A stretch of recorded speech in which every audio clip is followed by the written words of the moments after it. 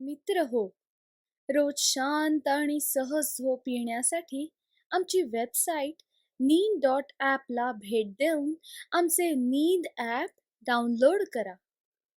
आता तुम्ही झोपताना गोष्टी, मार्गदर्शक ध्यान आणि मनशांती देणारे संगीत या सगळ्याचा आनंद नींद ॲपवर घेऊ शकता.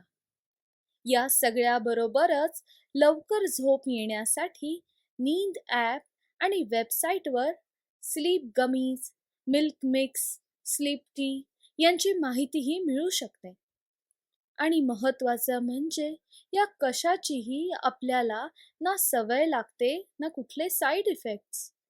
ती तुम्हाला झोप येण्यासाठीच मदत करतील आणि शांत झोपेचा सुखद अनुभव देतील.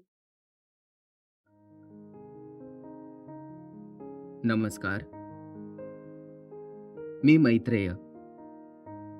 महान बंगाली साहित्यिक, कवी, चित्रकार, संगीतकार.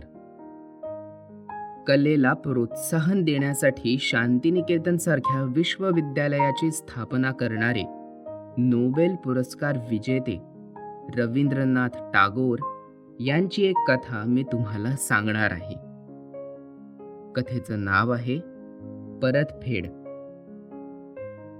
मुकुंद बाबूंच्या वाड्यावर त्यांच्या नातवाच्या लग्नाचा बावभात होता. म्हणून बाबूंच्या दिवाणजींची नात इंद्राणी वाड्यावर गेली होती. पण आज वेळ काही ठीक नव्हती असंच म्हणायला हवं. पूर्वीचा इतिहास थोडक्यात सांगितल्यास गोष्ट समजायला सोपी जाईल. मुकुंद बाबू आणि त्यांचे दिवाण गौरीकांत दोघंही आता हयात नाहीत. पण त्या दोघांची अतिशय घनिष्ठ मैत्री होती. गौरीकांतना आई वडील नव्हते आणि उपजीविकेचं काही साधनही नव्हतं. केवळ त्यांच्याकडे पाहून मुकुंद बाबूंनी मोठ्या विश्वासानं आपल्या मालमत्तेचा, व्यवस्थेचा भार त्यांच्यावर सोपवला. तेव्हा मुकुंद बाबूंची मालमत्ता तशी फार नव्हती, पण त्यांनी केलेली गौरीकांतांची निवड चुकली नव्हती हेच पुढे सिद्ध झालं. मुंगी कण कण जमवून जसं वारूळ उभारते, स्वर्गाची इच्छा करणारा जसा पुण्य संचय करतो, तसेच जीवापाड प्रयत्न करून गौरीकांतांनी मुकुंद बाबूंची संपत्ती वाढवली.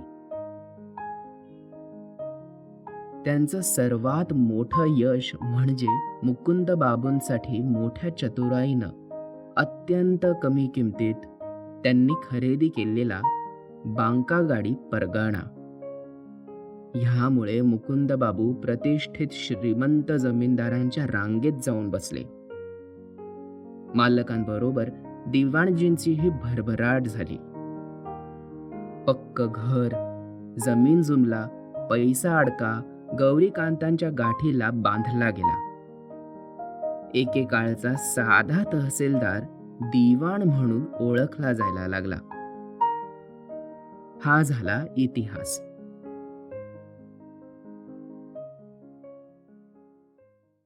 पुढची गोष्ट ऐकण्यापूर्वी मन थोडं शांत करूया.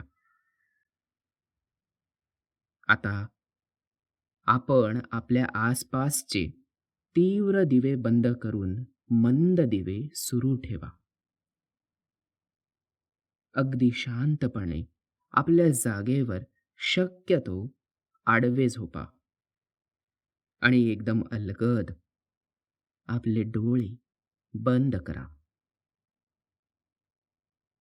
आता हळूवारपणे आपल्या शरीराला आराम देण्याचा प्रयत्न करा. शरीर तणावमुक्त करण्याचा प्रयत्न करा. आपलं शरीर हवेवर तरंगतंय इतकं हलकं करण्याचा प्रयत्न करा. शरीरावर, मनावर कोणताही ताण येऊ देऊ नका. डोक्यात, मनात सुरू असलेले सगळे विचार, चिंता दूर करण्याचा प्रयत्न करा. त्यानंतर येणारी शांतता अनुभवण्याचा प्रयत्न करा. मनात येणाऱ्या सगळ्या सकारात्मक, नकारात्मक विचारांवर विचार करू नका. आलेल्या विचाराला का आलास विचारू नका. चाललेल्या विचाराला का चाललास विचारू नका. आता आपले हात कोणताही ताण येणार नाही अशा पद्धतीने मांडीजवळ ठेवा. आता आपल्या श्वासांवर लक्ष द्या. मुद्दाम दीर्घ किंवा संथ श्वास घेऊ नका. फक्त लक्ष द्या. आपण घेतलेला श्वास कसा नाकाद्वारे, घशाद्वारे आपल्या छातीपर्यंत जातो, याकडे लक्ष देण्याचा प्रयत्न करा. फिरून पुन्हा तो छातीद्वारे, घशाद्वारे, नाकावाटे कसा बाहेर पडतो, हा प्रवास समजून घेण्याचा प्रयत्न करा. पुन्हा नेहमीच्या गतीने श्वास घ्या. श्वासाकडे लक्ष द्या. तुम्हाला आपलं चंचल मन शांत होत जातंय असा अनुभव येईल. मन शांत होत जातंय. अजून शांत. तुमच्या लक्षात येईल की आपलं शरीर हलकं होतंय. मन, शरीर तणावमुक्त होतंय. सारा आसमंत आपल्या मन आणि शरीराप्रमाणेच शांत झालाय. सारा आसमंत प्रसन्न आणि शांत झालाय.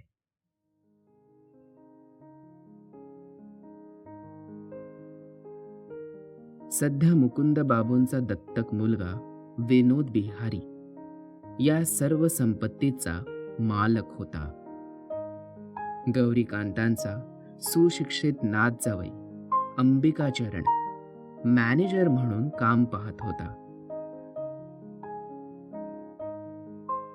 दिवाणजींचा रमाकांतवर म्हणजे स्वतःच्या मुलावर विश्वास नव्हता. म्हणून वय झाल्यावर आपलं काम त्यांनी मुलाला न देता नातजावयाकडे सोपवलं होतं. सर्वच पूर्वीप्रमाणे व्यवस्थित सुरू होतं. फरक पडला तो फक्त एका गोष्टीत.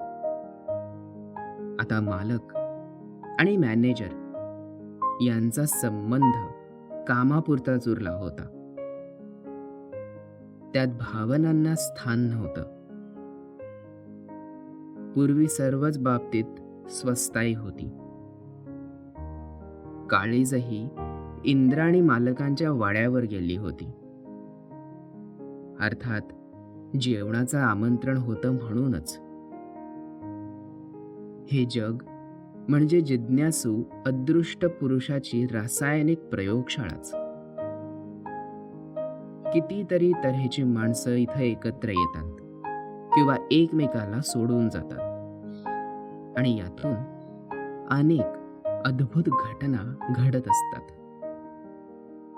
मालकांच्या वाड्यावरच्या आनंदाच्या सोहळ्यातही अशीच वेगळ्या स्वभावाची माणसं एकत्र आली आणि पाहता पाहता निरंतर विणल्या जात असलेल्या जाळ्यात एक नवीन धागा गुंतला गेला. त्यामुळे तिथं एक गाठ बसली. इंद्राणी दुपारी बऱ्याच उशिरा वाड्यावर गेली. ती पोहोचली तेव्हा जेवणं उरकली होती. विनोदच्या बायकोनं, नयनतारा तिचं नाव, इंद्राणीला एवढ्या उशिरा येण्याचं कारण विचारलं तेव्हा इंद्राणीनं तब्येत, घरकाम अशी दोन कारणं पुढे केली. पण त्यामुळे कुणाचंच समाधान झालं नाही. खरं कारण इंद्राणीनं सांगितलं नसलं तरी सगळ्यांच्याच लक्षात ते आल्याशिवाय राहिलं नाही. काय होतं बरं खरं कारण? मुकुंद बाबू मालक आणि गौरीकांत त्यांचे नोकर असले तरी कुळाचा विचार केला तर गौरीकांत मुकुंद बाबूंपेक्षा उच्च कुलीन होते. इंद्राणी हे विसरू शकत नव्हती. मालकांच्या घरचं जेवण टाळण्यासाठीच सर्वांची जेवणं उरकल्यावर ती तिथे गेली होती. हे मालकाच्या घरातील बाई माणसांनी ओळखलं. म्हणूनच त्यांनी तिला जेवणाचा खूप आग्रह केला. पण इंद्राणी पड खाणाऱ्यातली नव्हती. तिनं अन्नाला हात लावला नाही. आभाच्या कणाला सुद्धा. पूर्वी एकदा मुकुंद बाबू आणि गौरीकांत यांच्यातही कुळाच्या मुद्द्यावरून बरंच वाजलं होतं. ती हकीकत इथं सांगायलाच हवी. इंद्राणी अतिशय देखणी होती. आपल्या भाषेत अशा सुंदरीची तुलना अचल चपलेशी केली जाते, पण बहुतेक वेळा त्यात अतिशयोक्तीच असते. इंद्राणी मात्र याला अपवाद होती. प्रबल चापल्य आणि प्रखर तेज यांना जणू तिनं आपल्या आकर्षणाच्या घट्ट पाशानं स्वतःमध्ये लीलया बांधून ठेवलं होतं. चपला आपली चंचलता विसरून तिच्या सर्वांगावर स्थिरावली होती. मुकुंद बाबूंनी विनोदसाठी इंद्राणीला मागणी घातली होती. गौरीकांताची मालकांवर एवढी निष्ठा होती की त्या निष्ठेशी स्पर्धा करणं कोणालाही शक्य नव्हतं. आपल्या धन्यासाठी प्राण द्यायलाही त्यांनी मागे पुढे पाहिलं नसतं. गौरीकांतांनाही पत होती. मालक त्यांच्याशी मित्रासारखे वागत, पण तरी कधीही गौरीकांत आपली पायरी विसरले नाहीत. मालकांसमोर ते अदबीनं वागायचेच. एवढंच नाही तर मालकांचे नावही मोठ्या आदरानं घ्यायचे. मात्र विनोद इंद्राणीच्या विवाहाला त्यांनी मान्यता दिली नाही. मालकांचं इतर काही देणं असतं तर ते त्यांनी पै पै चुकवलं असतं, पण कुलमर्यादा ओलांडणं त्यांना कदापि शक्य नव्हतं. आपल्या नोकराचा कुळाबद्दलचा हा अभिमान मुकुंद बाबूंना आवडला नाही. त्यांना वाटलं होतं की आपला विवाहाचा प्रस्ताव गौरीकांतांना कुपेसारखा वाटेल, पण तसं काही झालं नाही. त्यामुळे पुढे बरेच दिवस मुकुंद बाबूंनी गौरीकांतांशी अबोला धरला. मालकांची नाराजगी गौरीकांतांना मरणप्राय दुःख देऊन गेली. त्यांना मानसिक त्रास खूप झाला, पण तरीही त्यांनी या विवाहाला संमती दिली नाही. उलट अनाथ पण कुलीन अंबिकाचरणशी इंद्राणीचं लग्न लावून दिलं आणि त्याच्या शिक्षणाचा आर्थिक भार स्वतः उचलला. अशा अभिमानी आजोबांचीच इंद्राणी नात असल्यानं मालकांकडचं जेवण तिनं टाळणं यात नवल वाटण्यासारखं काही नव्हतं. मात्र अशा वागण्यानं तिच्या मालकीणबाईंच्या मनात तिच्याबद्दल गोडवा निर्माण होणं शक्यच नव्हतं. आधीच तिला इंद्राणीचा मत्सर वाटत होता. आता त्याला कल्पनेची साथ मिळाली. इंद्राणी जाणून बुजून चढेलपणा करतीये असं नयनताराच्या मनानं घेतलं. याचं पहिलं कारण म्हणजे इंद्राणी अंगभर दागिने घालून आली होती. नयनतारा तिची मालकीण होती. तिच्या पुढे आपल्या वैभवाचं प्रदर्शन करण्याची आवश्यकताच काय? इंद्राणी अतिशय देखणी होती यात संशय नव्हता, पण खालच्या लोकांना एवढं रूप हवंच कशाला? त्यातून वरती रूपाचा तोरा म्हणजे कहरच. पण देवानं दिलेल्या रूपावरून एखाद्याला दोष देता येत नाही. तेव्हा नावं ठेवायची झाल्यास रूपाच्या गर्वाला तिथं आणायला हवंच. थोडक्यात इंद्राणीला रूपाचा गर्व आहे ही नयनतारेच्या कल्पनेची निर्मिती होती. तिसरं कारण म्हणजे इंद्राणीची आढ्यता, हल्लीच्या भाषेत दिमाग. खरं तर ही पण नयनतारेचीच समजूत. इंद्राणी स्वभावानं गंभीर होती. अगदी जवळच्या माणसांशिवाय ती फारशी कोणात मिसळत नसे. कोणाशीही सलगी करणं, गप्पा मारणं, पुढे होऊन दुसऱ्याच्या कामात हात घालणं तिच्या स्वभावातच नव्हतं. अशा अनेक खऱ्या व कपोलकल्पित गोष्टींमुळे नयनतारेचा भडका उडला होता आणि काहीही कारण नसताना ती इंद्राणीची ओळख आमच्या मॅनेजरची बायको, आमच्या दिवाणांची नात अशी करून द्यायला लागली. एका बोलभांड दासीला बाजूला घेऊन नयनतारानं पढवलं. ती इंद्राणीजवळ लगटून बसली. इंद्राणी अतिशय शांतपणे म्हणाली, नाही, ते पितळेचे आहेत. नयनतारा इंद्राणीला हाक मारून म्हणाली, काय ग, तिथं नुसती बसून काय राहिलीस? बाहेर उभ्या असलेल्या पालखीत ही मिठाई नेऊन ठेव, जा. जवळच पालखीच्या मालकिणीची दासी उभी होती. इंद्राणीनं आपल्या लांब दाट पापण्या उचलून क्षणभरच नयनतारेकडे पाहिलं. त्या नजरेत दया होती. दुसऱ्या क्षणी मिठाई उचलून ती पालखीकडे निघाली. पालखीची मालकीण गडबडली, म्हणाली, बाई, तुम्ही कशाला तसदी घेता? ह्या दासीजवळ द्या. इंद्राणीनं या गोष्टीला नकार दिला. ती म्हणाली,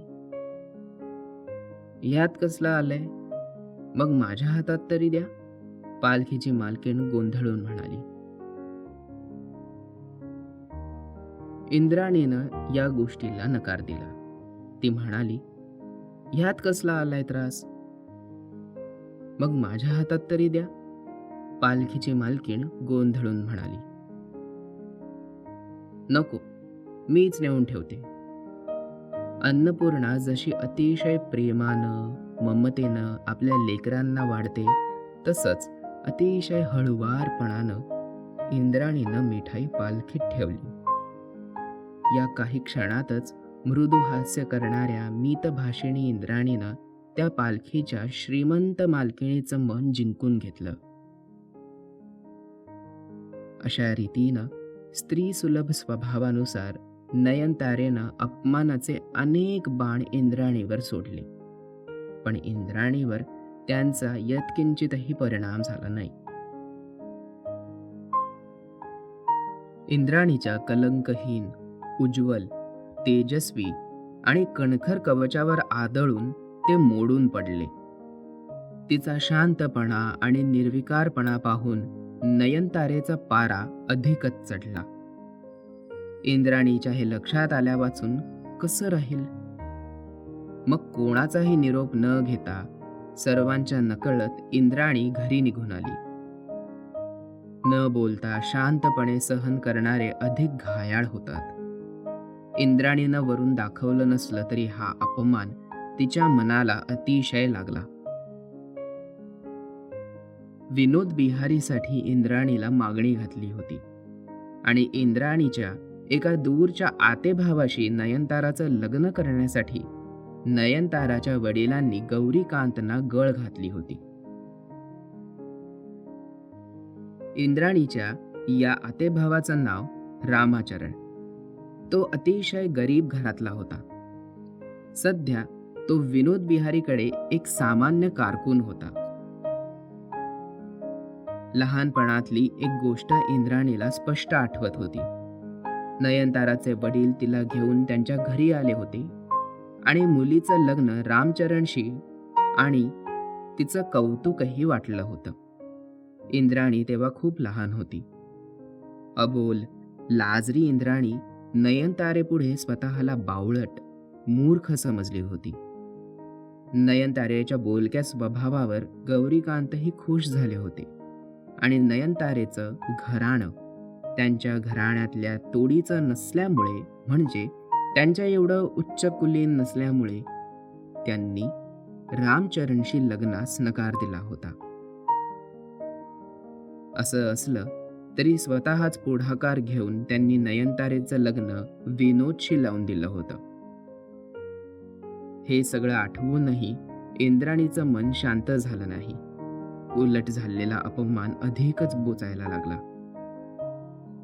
देवयानी आणि शर्मिष्ठा यांची गोष्ट तिला आठवली. देवयानीसारखंच नयनतारेचंही गर्वाचं घर खाली झालं असतं तरच इंद्राणीला योग्य न्याय मिळाला असता. राक्षसांना जशी शुक्राचार्यांची गरज होती तशीच एकेकाळी मुकुंद बाबूंच्या घराला गौरीकांतांची गरज होती. त्या काळात गौरीकांतांच्या प्रत्येक गोष्टीला मुकुंद बाबू मान डोलावत. त्यांची एवढी भरभराट गौरीकांतांमुळेच तर झाली होती. गौरीकांतांनी त्यांच्या संपत्तीत भर घालून तिची योग्य ती व्यवस्था लावून दिली होती. आता मात्र हे सर्व मुकुंद बाबूंच्या घरातले विसरून गेले होते. बांका गाडी परगणा तर गौरीकांत स्वतःसाठी खरेदी करू शकले असते, पण त्यांनी तो मालकांसाठी खरेदी केला होता. एवढंच नाही तर गौरीकांतांच्या घरातल्या कोणाच्याही मनात तो आपल्यासाठी खरेदी करावा असं चुकून सुद्धा आलं नव्हतं. तसं पाहिलं तर एका प्रकारे हे दानच होतं. तिच्या आजोबांनी जपलेल्या आणि वाढवलेल्या मालमत्तेच्या उसन्या गर्वापायी नयनतारा सर्व मागचं विसरून तिचा अपमान करायला धजली, चिडली होती. म्हणून इंद्राणी मनातून घरी येऊन पाहते तर अंबिका आपलं नेहमीचं काम आटपून मालकांकडे जेवण करून घरी परत आला होता आणि आराम खुर्चीत आरामात वर्तमानपत्र वाचत बसला होता. काहींच्या मते पती पत्नीचे स्वभाव सारखेच असावेत. बऱ्याच वेळा ते तसे असल्याचे दिसतात. आपल्यालाही ते प्रशस्त रास्त वाटतं म्हणून असं मत बनवलं गेलं असावं. ते काहीही असो, अंबिकाचरण आणि इंद्राणी या दोघांचे स्वभाव एक दोन महत्वाच्या बाबतीत तंतोतंत जुळणारे होते यात शंकाच नाही. अंबिका ही फारसा लोकात मिसळणारा नव्हता. तो बाहेर कामापुरतच बोलायचा. स्वतःचं काम तर तो चोख करायचाच, पण हाताखालच्या लोकांनाही काम चुकारपणा करू द्यायचा नाही. त्यांच्याकडूनही सगळी कामं व्यवस्थित करून घ्यायचा. मात्र आश्रय घ्यायचा. जणू काही त्याचं घर हा एक भक्कम किल्लाच होता. त्याचं जग म्हणजे त्याचं काम आणि घर. घरात तो आणि त्याची पत्नी, बस. दागिन्यांनी मढलेल्या इंद्राणीला पाहून अंबिका तिची काहीतरी थट्टा करण्याच्या बेतात होता. पण तिच्याकडे पाहताच त्यानं स्वतःला आवरलं. काय झालं? त्यानं विचारलं. इंद्राणीनं तिचा राग हसून उडवून लावला. ती म्हणाली, आणखी काय होणार, आत्ताच माझ्या स्वामीशी भेट झालीये. अंबिकानं वर्तमानपत्र बाजूला ठेवलं. ते तर मलाही दिसतंय, पण त्याआधी आपल्या मालकीणबाईंनी माझं कोड कौतुक केलं. कोड कौतुक? का? कसं? इंद्राणी आराम खुर्चीच्या हातावर टेकली आणि आपले दोन्ही हात अंबिकाच्या गळ्याभोवती टाकत म्हणाली, तुम्ही करता ना तसं नाही बरं का. जेवण झाल्यावर इंद्राणीनं घडलेली सगळी हकीकत अंबिकाला सांगितली. हे नवऱ्याला अजिबात सांगायचं नाही असं तिनं ठरवलं होतं, पण तिला सांगितल्याशिवाय राहावलं नाही. असं पूर्वीही बरेच वेळा घडलं होतं. इंद्राणी काही सांगायचं नाही अशी प्रतिज्ञा करायची आणि शेवटी प्रतिज्ञा मोडायची. बाहेरच्या लोकांपुढे ती आपलं मन आवरून धरायची. मात्र अंबिकाजवळ ते मोकळं केल्याशिवाय तिला चैन पडत नसे. त्याच्यापाशी ती काही लपवून ठेवत नसे. बाहेर पाळायची सर्व बंधनं घरात शिरताच गळून पडत. तिची हकीकत ऐकताच अंबिकाला भयंकर संताप आला. आजच राजीनामा देऊन टाकतो असं म्हणूनच तो थांबला नाही, तर त्यानं विनोदला एक खरमरीत पत्र लिहायला घेतलं. उर्वरित गोष्ट दुसऱ्या भागात.